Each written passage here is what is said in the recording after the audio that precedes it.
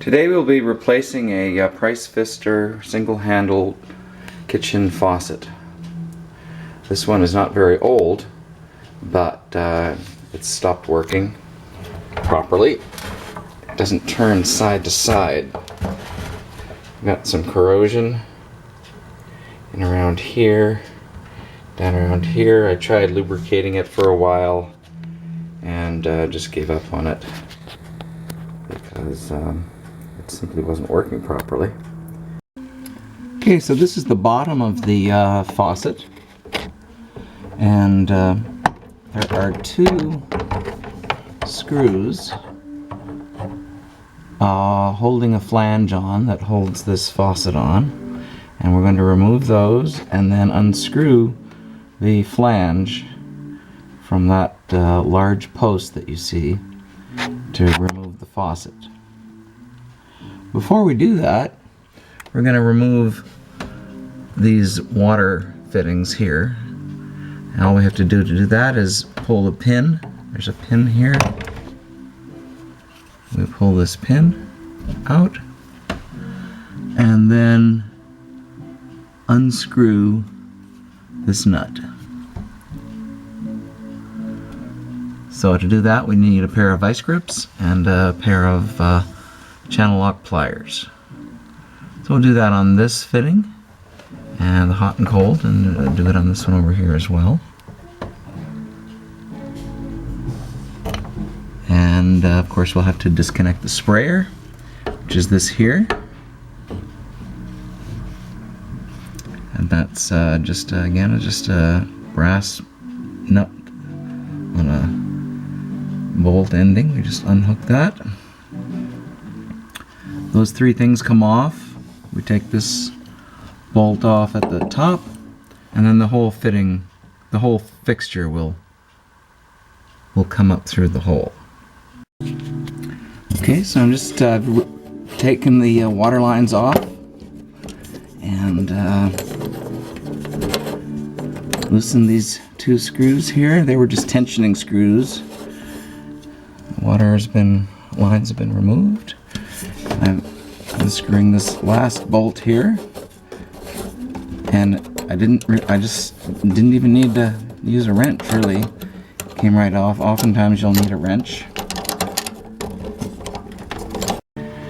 Okay, so I've taken that ring off. You can see this is ready to go through the hole. As soon as I take this little ring off here, which will come off easy enough. But then down here at the bottom, there's a weight on the sprayer line. It keeps the sprayer, the sprayer line, it helps it to fall down through the hole. When you pull it out, then this weight pulls it back up. So we're gonna have to remove that. That's just two screws. It's just it's like a little clamp. We'll pull that off, and then the whole thing will come up through the hole. Okay, here comes the faucet up through the hole. You just have to, I still have that on there. Here it comes. That little ring should slide over everything. Okay. Last piece, and the old one's out. Faucet is out. We're going to clean up this hole.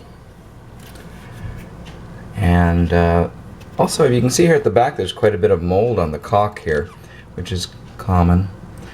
And this is a really good time to fix that caulk, because when the fixture is there, it gets in the way of getting the caulk in there smoothly. So I'm going to take this old caulk out, remove it, and put some good caulk back in there before I put the faucet back on. So I've cleaned up the back of the sink here. I've removed all the old caulk. To do that, I use a 5-in-1 tool. Works pretty well. Clean it out, wipe it down with paper towels or rags, and get it as clean as you can. I've been using silicone caulk for years, but I find that it doesn't hold up very well, and where it bonds to the side of the walls and fixtures, it doesn't hold. So I've started using this caulk. It's a DAP 3.0. It's kind of expensive. It's about $8, but it works very well, much better than regular silicone caulk and it's paintable. Okay, there we've got a nice new clean bead of caulk. I usually tape the edges when I'm doing this on a piece of 1-inch tape, masking tape, on both sides there, so that I can put a nice heavy bead of caulk in there, wipe it out cleanly, then I take the tape off, spread it out once more, and that gives me a nice clean bead of caulk. If you're not good at caulking, some people can do it without that, but that's the way I do it, and I usually get a pretty good clean line that way. So these units are all a little bit different.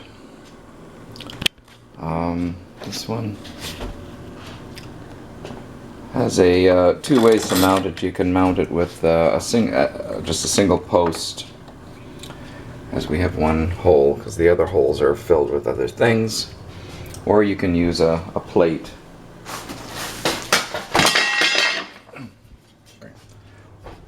Or you can use a plate, which goes usually over the center, and then that would cover the other 2 holes.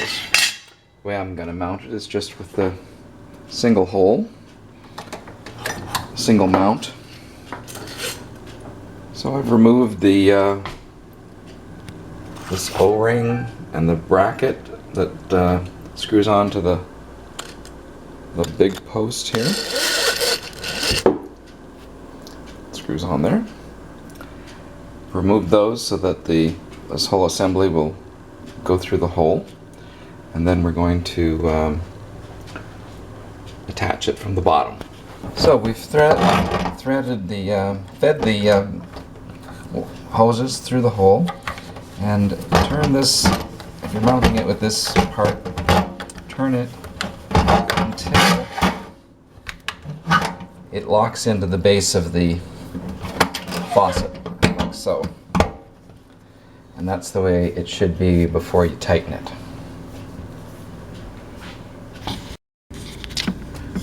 Okay, so I've put this bracket in the washer over the large post, and now I'm just going to spin it all the way up to the top, and then we can adjust the faucet from the outside, get it in, make sure it's in the right position before we tighten it down.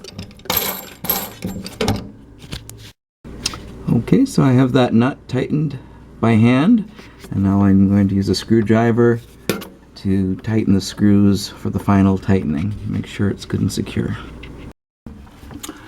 Okay, so we have the faucet, it's attached. Now we just remove these plastic coverings on the water lines, and you push this fitting on, and you secure it with a little clamp like this. And then once that's on, you can connect your water line. Okay, so we've got our little connector on here, nice and secure.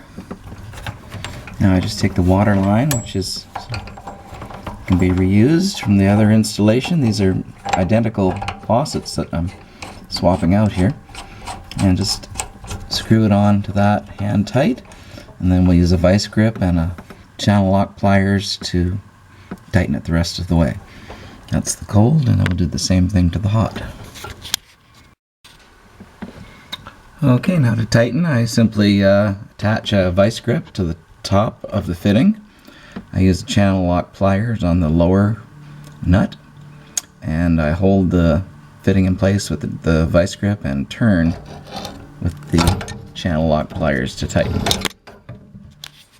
So we have one final connection to make here. The smaller fitting is for the sprayer, and we connect the black pipe to that.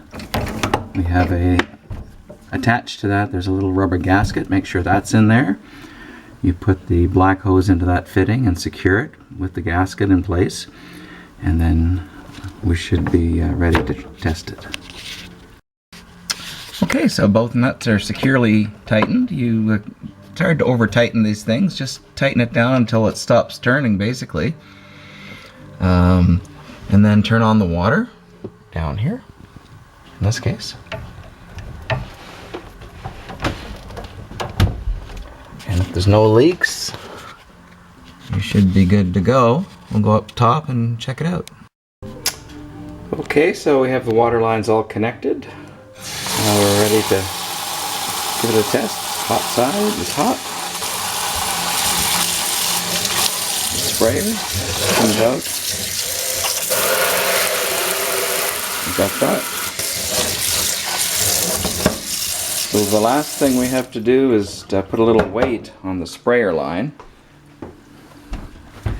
It's this here, and that holds the line down. We put a weight in the middle, right here, where it's dropping down. This little thing here.